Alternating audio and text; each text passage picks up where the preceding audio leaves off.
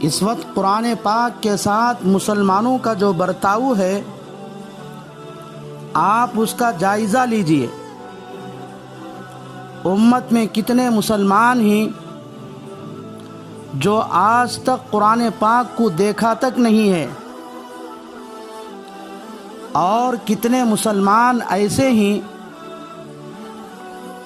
جن کو قرآن پاک دیکھ کر پڑھنا تک نہیں آتا ہے، حالانکہ وہ دوسری زبانوں کے بڑے ماہر ہیں۔ چلیے، جن کو قرآن پاک پڑھنا آتا ہے ان میں روزانہ تلاوت کرنے والے کتنے ہیں؟ حالانکہ قرآن پاک کا حق ہر عام مسلمان پر ہر سال میں 2 مرتبہ پڑھ کر ختم کرنے کا ہے۔ کتنے مسلمان ایسے ہیں جو کم از کم قرآن پاک کا یہ حق ادا کر رہے ہیں؟ یہ تو عوام کل انعام کی بات ہے، ان کو چھوڑیے۔ حفاظ کا حال کیا ہے جن کے لیے روزانہ 3 پارے پڑھنے کو کہا جاتا ہے؟ ایسے کتنے حفاظ ہوں گے جو روزانہ 3 پاروں کی تلاوت کرتے ہیں؟ اور ایسے کتنے حفاظ اور علماء ملیں گے جو رمضان المبارک کے علاوہ قرآن پاک کو ہاتھ تک نہیں لگاتے؟ ان حالات میں آپ اندازہ لگائیے ہم نے قرآن پاک کے ساتھ کیسا ناانصافی کا معاملہ کیا ہے۔ آج مسلمانوں کو اسی کی سزا مل رہی ہے، مسلمانوں کو ہر طرف ستایا جا رہا ہے، مسلمانوں کو ہر ایک پریشان کر رہا ہے۔ ان تمام حالات کا حل یہ ہے کہ ہم پھر سے قرآن پاک کی طرف رجوع کریں، قرآن کو حرز جان بنائیں، کیونکہ ہم جب تک قرآن کا حق ادا نہیں کرتے اس وقت تک ہماری حالت درست نہیں ہوگی۔ اس لیے اپنے آپ کو ذلت اور رسوائی سے بچانے کے لیے اپنے اوپر ہونے والے مظالم کا مقابلہ ڈٹ کر کرنے کی ہمت پیدا کرنے کے لیے ضروری ہے کہ ہم قرآن پاک کے حقوق کو ادا کریں۔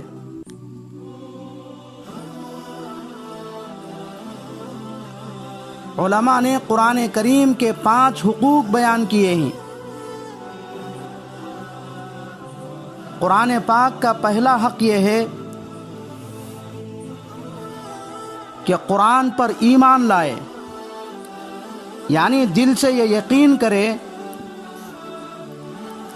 کہ قرآن اللہ کی سچی کتاب ہے جو حضرت جبرائیل علیہ السلام کے ذریعے محمد الرسول اللہ صلی اللہ علیہ وسلم پر اتاری گئی ہے۔ قرآن جیسے اترا ہے اب تک اسی طرح باقی ہے اور قیامت تک اسی طرح باقی رہے گا۔ اس میں کوئی ایک نقطے کا بھی فرق نہیں کر سکتا، کیونکہ قرآن پاک کی حفاظت کی ذمہ داری اللہ نے خود لیا ہے۔ چنانچہ ارشاد ربانی ہے، انا نحن نزلنا الذکر وانا لہ لحافظون۔ قرآن پاک کا دوسرا حق یہ ہے کہ روزانہ قرآن پاک کی تلاوت کی جائے۔ امام ابو حنیفہ رحمۃ اللہ علیہ فرماتے ہیں کہ ہر مسلمان مرد عورت پر کم از کم سال میں 2 مرتبہ تلاوت کر کے قرآن کو ختم کرنا قرآن کا حق ہے۔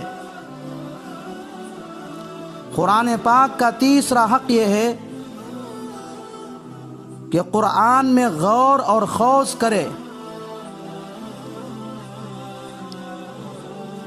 یعنی قرآن پاک پڑھ کر یہ دیکھیں کہ اللہ نے ہم کو کیا کیا کام کرنے کا حکم دیا ہے اور کن کن کاموں سے رکنے کا حکم دیا ہے۔ اور قرآن پاک میں پچھلی امتوں کا تذکرہ پڑھ کر ان کے کامیاب ہونے کی وجوہات جانیں، اور بعض قوموں کے ہلاک اور برباد ہونے کے تذکرے پڑھ کر ان کے اسباب معلوم کریں۔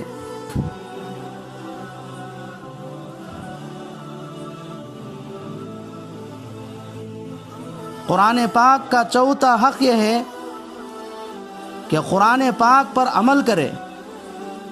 صحابہ کی یہ خصوصیت تھی کہ وہ قرآن پاک کی تلاوت کے ساتھ ساتھ قرآن پر عمل بھی کیا کرتے تھے۔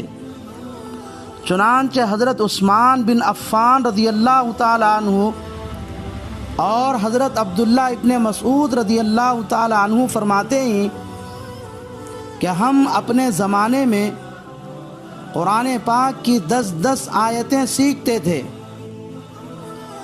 جب تک ان 10 آیتوں پر عمل نہیں ہو پاتا دوسری آیتیں نہیں سیکھتے تھے۔ قرآن پاک کا 5واں حق یہ ہے کہ ہم اپنی گنجائش کے مطابق قرآن پاک کی حفاظت، قرآن کی تبلیغ اور لوگوں کا عمل قرآن کے مطابق بنانے کے لیے ہم سے جتنی کوشش ہو سکے کرے۔ جب ہم یہ 5 کام کریں گے تو کسی کو ہماری طرف نظر اٹھا کر دیکھنے کی ہمت نہ ہوگی۔ اللہ سے دعا ہے کہ اللہ تبارک و تعالی تمام مسلمانوں کو قرآن سیکھنے، روزانہ اس کی تلاوت کرنے اور قرآن پاک کو سمجھنے اور اس پر عمل کرنے اور دوسروں تک قرآن پاک پہنچانے کی توفیق عطا فرمائے۔ آمین۔ وآخر دعوانا الحمد للہ رب العالمین۔